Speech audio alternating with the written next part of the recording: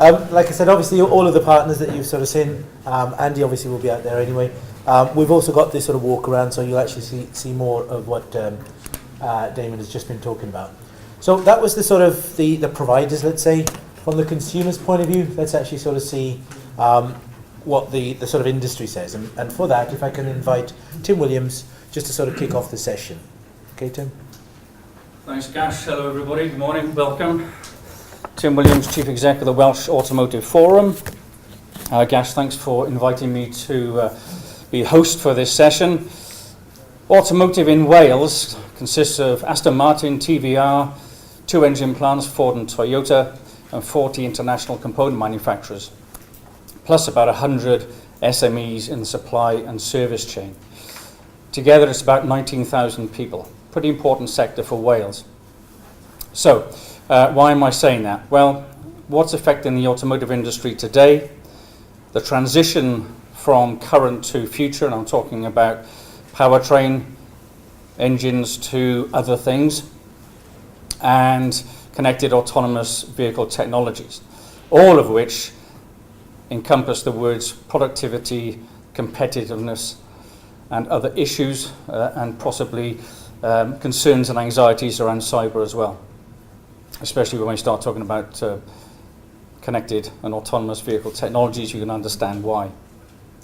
But I think the pressures on automotive, if we look at productivity and competitiveness, the word Brexit, we mentioned this morning, issues around Brexit concerning our industry will have impacts on stock, on cash flow in particular, because when it comes to tracking goods both in and out of UK, it's going to put a huge amount of pressure on the supply chain, and there's a lot of unknown knowledge underneath Tier 1.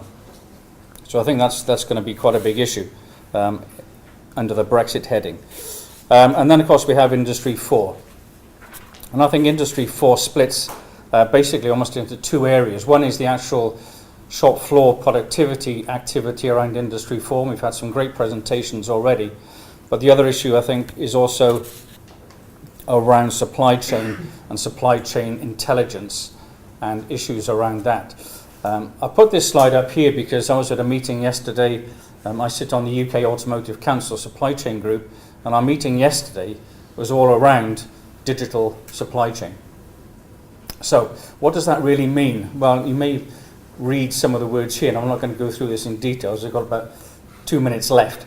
But what it is saying is, whilst you're doing all the good stuff on the shop floor, collecting your data, improving your productivity, making yourself more competitive, at the top level, the vehicle manufacturer wants to have visibility of who is in its supply chain.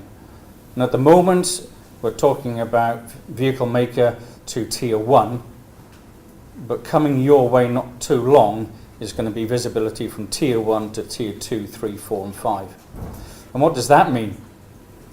Well, when they look through their supply chains and they see changes in vehicle production, increases in volume, who are the suppliers who are going to be part of that? And this is the total visibility of the supply chain in terms of connectivity, looking through who's got the machine capability, competence to supply components for a ramp up in production or other things. So this is now 1, productivity on the shop floor, but 2, productivity, intelligence, data, understanding of what the whole supply chain looks like. And I think you sort of touched on it a little bit this morning, speakers, but this is now being taken up by the Automotive Council, which basically is the whole of the UK automotive industry, vehicle manufacturing and Tier 1.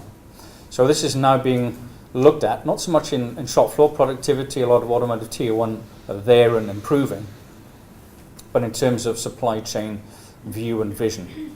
So I'm going to leave it there. That gives us sort of a slight overview of where we're at, other than to say, Gash, that what we're looking at from an automotive perspective is how we can work with retail and fast-moving consumer goods sector, because we think they're pretty well advanced in the supply chain visibility area.